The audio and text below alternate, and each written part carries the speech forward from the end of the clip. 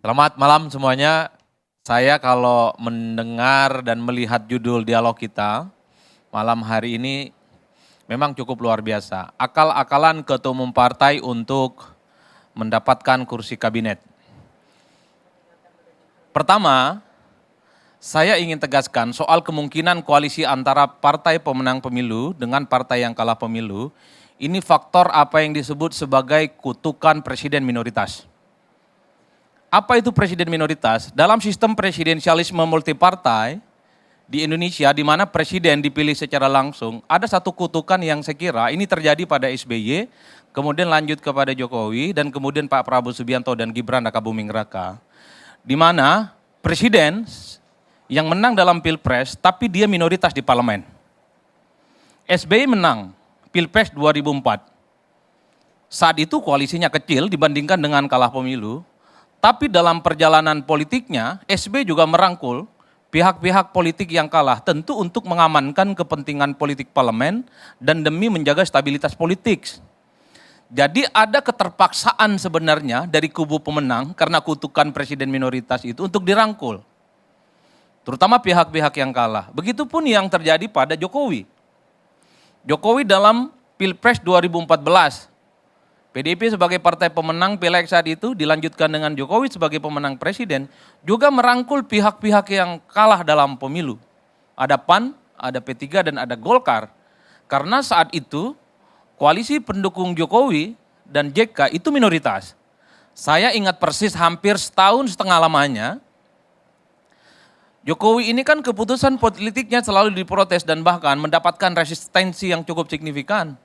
Bahkan saat itu Undang-Undang MD3 yang mengamanatkan pemenang Pileg otomatis mendapatkan ketua DPR itu amsyong dan ambyar total. Jadi sebenarnya itu efek karena dukungan politik di parlemen rendah. Puan Maharani mestinya jadi ketua DPR itu 2014 yang lalu, bukan 2019. Itu efek parlemen kalah saat itu. Jokowi juga merangkul pihak yang kalah. Jadi ketika melihat Prabowo Subianto misalnya, ada intensi untuk merangkul pihak yang kalah, sebut saja misalnya Nasdem dan PKB. Enggak perlu malu-malu Bang. Enggak perlu atas nama kebangsaan, tidak perlu atas nama kerakyatan, demi bangsa dan negara. Bagi saya sudahlah, rakyat ini maklum. Ini sebagai upaya kerjasama politik dan sangat mungkin akan ada tawaran-tawaran menteri. Kerjasama kan enggak harus jadi menteri. Bikin masjid juga kerjasama gitu loh. Bikin irigasi juga kerjasama. Bikin musola, bikin infrastruktur juga kerjasama. Dan untuk rakyat, irigasi pertanian juga bagian dari kerjasama politik. Jadi kerjasama itu nggak harus jadi menteri. Atau kalau apa yang disebut oleh Mbak Lulu tadi, bahwa sepertinya misalnya partai pemenang pemilu itu butuh PKB. Karena mungkin kepentingan di pilkada. Ya oke, nggak perlu jadi menteri, koalisi aja di pilkada. Pilkada Jakarta, Pilkada Depok, atau Jawa Timur dan Jawa Tengah yang menjadi basis kekuatan PKB. Nggak perlu jadi menteri. Kalau memang iman politiknya nggak tergoda dengan ajakan itu. Begitupun dengan Nasdem, kalau memang tidak tertarik, sekeras apapun tawaran-tawaran dari Prabowo untuk berkoalisi, nggak usah ikut. Misalnya menjaga perasaan pendukung Anies Baswedan dan Muhaimin Iskandar yang sampai hari ini belum sepenuhnya move on. Yang menuduh kemenangan pemilu 2024 itu penuh dengan kecurangan, kedoliman dan ketidakadilan. Mestinya nggak tergoda, sehebat apapun godaan itu. Cuman kan problemnya atas nama kerakyatan, atas nama bangsa dan negara, ya ujung-ujungnya menteri. Mestinya tolak dong. Tentu untuk menghormati basis konstituen yang saya kira per hari ini itu masih terluka persoalan-persoalan politik elektoral Pilpres 2024. Oleh karena itu kutukan presiden minoritas inilah Bang Karni menurut saya yang kemudian membuat kenapa presiden-presiden terpilih itu cenderung ingin merangkul pihak-pihak yang kalah. Problemnya adalah pada level pemenang pemilu kan pilihannya 3. Apakah koalisi yang ingin dibangun itu minoritas? Koalisi yang ingin dibangun itu adalah sedang atau koalisi gemoy. Kalau koalisi minoritas, saya kira Prabowo Subianto dan Gibran Raka Buming Raka cukup mengajak satu partai politik saja sudah cukup. Sebut saja yang diajak itu Nasdem. Nasdem kalau bergabung dengan Prabowo dan Gibran ini sudah menggenapi kekuatan politik parlemen 50% plus 1. Jadi kalau ada voting apapun di parlemen, saya kira Prabowo dan Gibran masih menang keputusan-keputusan politiknya. Ini koalisi minimalis dan mempersilahkan partai-partai di luar itu untuk berjalan di tempat yang sunyi, menikmati sunyinya jalan menjadi oposisi. Jangan ajak partai-partai yang lain. Yang penting parlemen itu kalau ada voting, head to head menang dan tidak kalah. Atau opsinya koalisi menengah atau koalisi sedang. Tidak cukup dong mengajak Nasdem, perlu juga ada PKB. Kalau ada PKB, maka kekuatan politik Prabowo dan Gibran 73%. Merem saja keputusan politik apapun di 5 tahun yang akan datang, nggak mungkin ada resistensi, nggak mungkin ada perlawanan. Sekalipun ada protes dan resistensi, sebut saja dari PDIP dan PKS, nggak mungkin kuat. Karena kalau dalam voting pasti kalah. Atau opsinya yang ketiga, yaitu koalisi gemoy. Ini kecenderungannya memang ketika ada informasi misalnya soal bagaimana Prabowo Subianto ingin bertemu dengan Megawati, Megawati soal kemungkinan bertemu dengan Prabowo, ini kan dikaitkan soal bagaimana PDIP pun juga ingin ditarik dalam koalisi. Kalau ini terjadi maka yang ada di Indonesia adalah koalisi gemoy. Kalau saya dari lubuk hati yang paling dalam, dari dulu Bang Karni selalu mengatakan, haram hukumnya itu.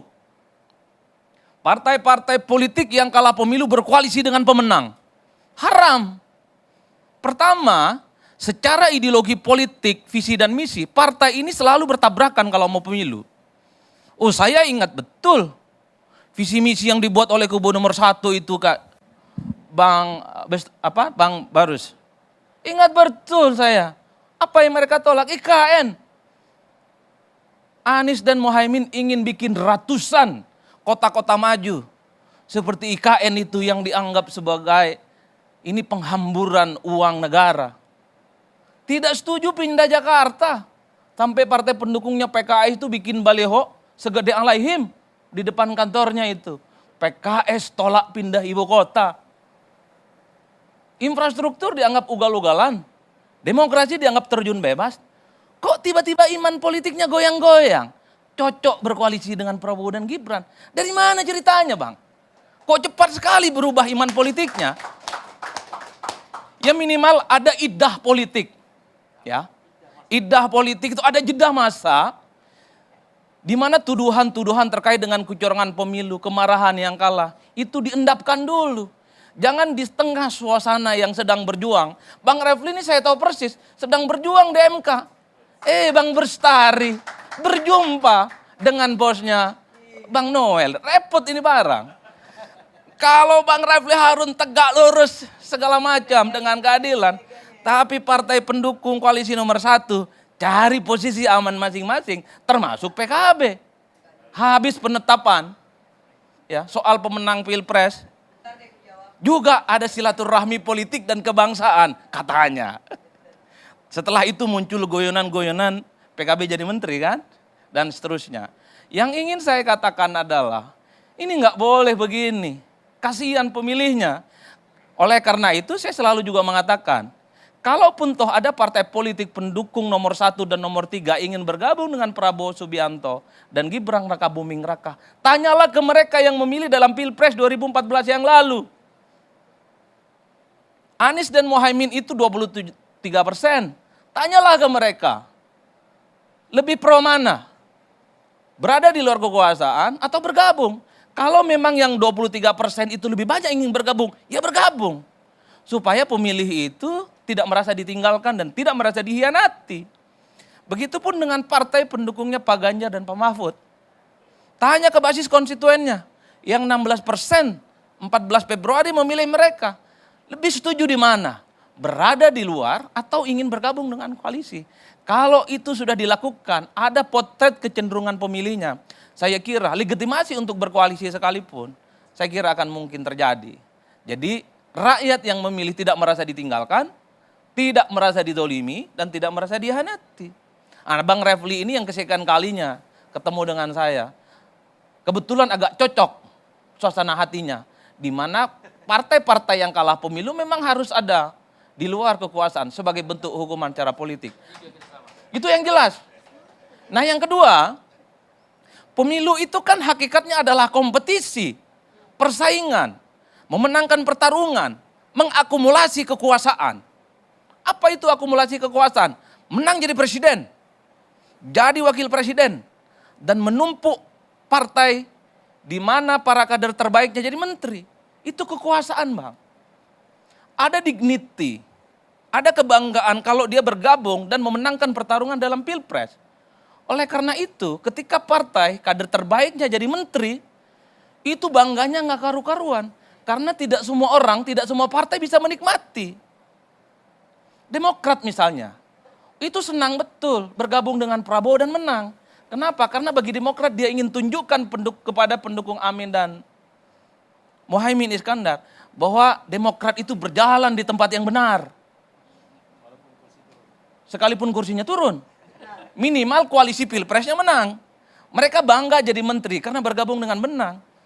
Demokrat bisa berbusung dada, tidak berada di dalam koalisinya Amin. Demokrat ingin tunjukkan bahwa bergabung dengan Prabowo bukan salah pilihan, tapi ihdinas siratal mustaqim, di jalan yang benar. Jadi bangga kalau kemudian kader-kader Demokrat ada yang jadi menteri.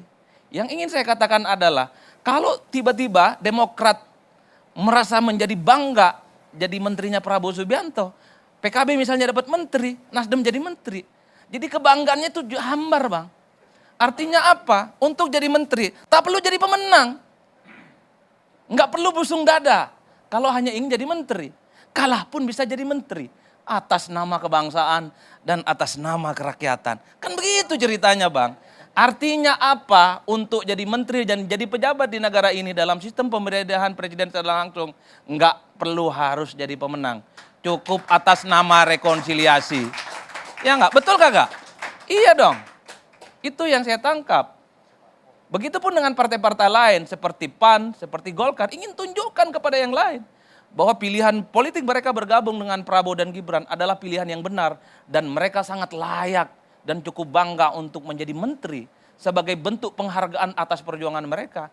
Kalau tiba-tiba yang kalah juga dapat menteri, kebanggaan jadi menteri itu rasa-rasanya hambar. Jadi nggak mewah lagi jadi menteri gitu loh. Tidur aja dapat menteri kok, kalah aja dapat menteri kok. Nggak perlu berdarah-darah, ngata-ngatain itu, oh IKN itu proyek abal-abal, hilirisasi itu abal-abal. Nggak perlu khotbah-khotbah begitu, kalaupun toh pada ujung-ujungnya akan berkongsi dalam satu kolam koalisi bersama. Jadi begitu jalur ceritanya. Kalau begini ceritanya, apa-apa rangkul-merangkul yang kalah pun jadi menteri. Besok-besok tak perlu ada pemilu, tak perlu ada pilpres, gantian aja. Betul, saya setuju.